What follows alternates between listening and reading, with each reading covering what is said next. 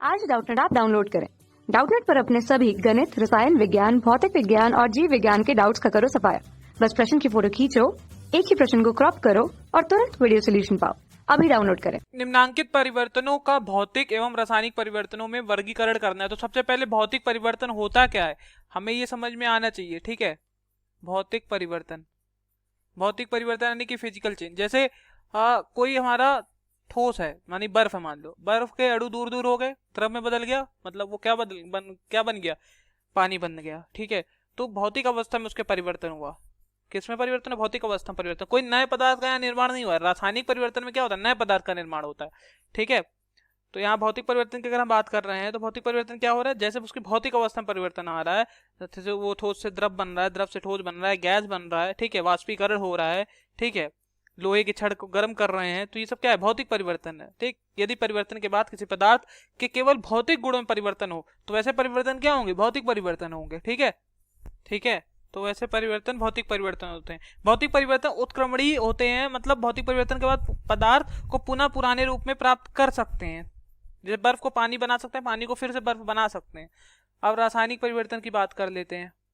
ठीक है, जब किसी पदार्थ के संघटक में परिवर्तन होता है, अर्थात रासायनिक परिवर्तन के पश्चात पदार्थ को वापस नहीं पाया जा सकता है, पदार्थ को वापस नहीं बनाया जा सकता है। रासायनिक परिवर्तन में क्या होता है?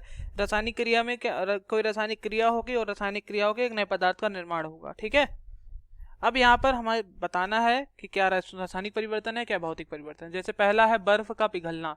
तो बर्फ अगर पिघल रही है, ठीक है, तो यानी कि बर्फ ठोस अवस्था में थी, अणु दूर दूर हुए, अणु दूर दूर हुए, उनके पोजीशन में परिवर्तन आया। ठीक है, भौतिक परिवर्तन है। कैसा परिवर्तन है?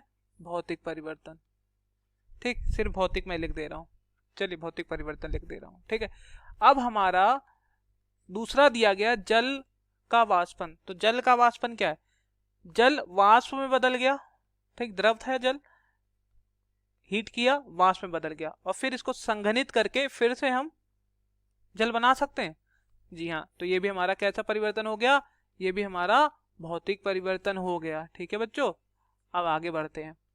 आगे क्या दिया गया है? बल्ब का चमकना। बल्ब चमकता है, ग्लो करता है, बल्ब चमकेगा और फिर से बंद हो बुझ जाएगा, मतलब ऑफ हो जाएगा, फिर चमकेगा बुझ जाएगा, मतलब ये कैसा परिवर्तन है? भौतिक परिवर्तन है। ठीक है, भौतिक परिवर्तन है। अब आगे बढ़ेंगे।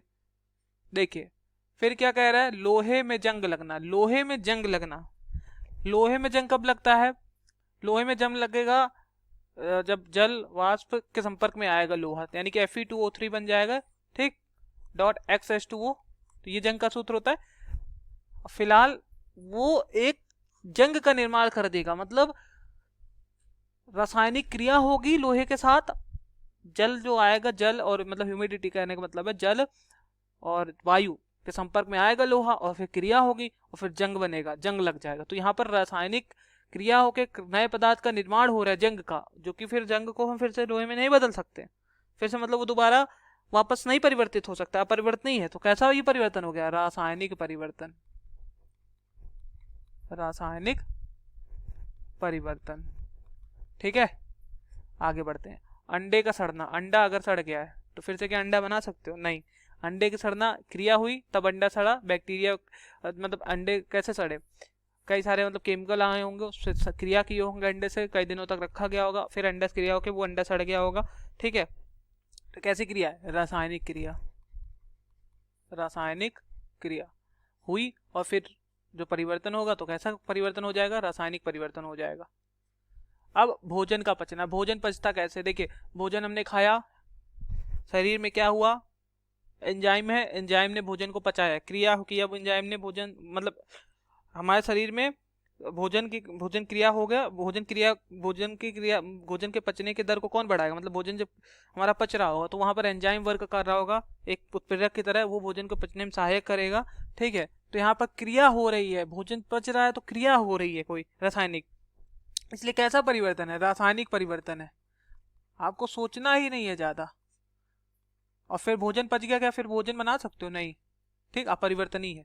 कोयला, कोयला एक बार जलता है, कोयला जलेगा, CO2 में बदलेगा, कार्बन डाइऑक्साइड गैस बनेगी, एक नए पदार्थ का निर्माण होगा, क्या फिर दोबारा से हम वो कार्बन डाइऑक्साइड को कोयला बना सकते हैं? नहीं। तो कौन सा परिवर्तन है? रासायनिक परिवर्तन। ठीक है, रासायनिक परिवर्तन, रासायनिक परिवर्तन, ठीक है। अब जल वाष्प का संघनन, जल वाष्प का संघनन, संघनन का मतलब क्या है? संघनन का मतलब क्या होता है? जैसे हमने गर्म कर रहे हैं मान लो जल को, ठीक है, जल को क्या कर रहे हैं? गर्म कर रहे हैं। अब जल को हम गर्म कर रहे हैं तो जल वाष्प में बदल रहा है। अब मान लो ऊपर से हमने प्लेट रख दिया, जल को ढक दिया, तो ऊपर वो वाष्प के बन के ऊपर वो टकर मतलब ऊपर जाके इकट्ठा हो जाएगा और फिर धीमे धीमे वो पानी में बदलेगा, ठीक। फिर वाष्प को हमने इकट्ठा कर लिया, संघनित कर लिया, ठीक है। तो ये क्या हो रहा है? मतलब गैस से डायरेक्ट हमने क्या बना लिया? द्रव। तो ये कैसा परिवर्तन है? भौतिक परिवर्तन है, ठीक है, भौतिक परिवर्तन है। ओके, तो इस तरह से हमने सब लिख दिया। Thank you. कक्षा 6वीं से 12वीं से लेकर नीट, IIT, JEE वो एडवांस के लेवल तक 1 करोड़ से ज्यादा छात्रों का भरोसा। आज ही डाउनलोड करें डाउटनेट ऐप या व्हाट्सएप करें अपने सारे डाउट्स 8400 400 400 पर।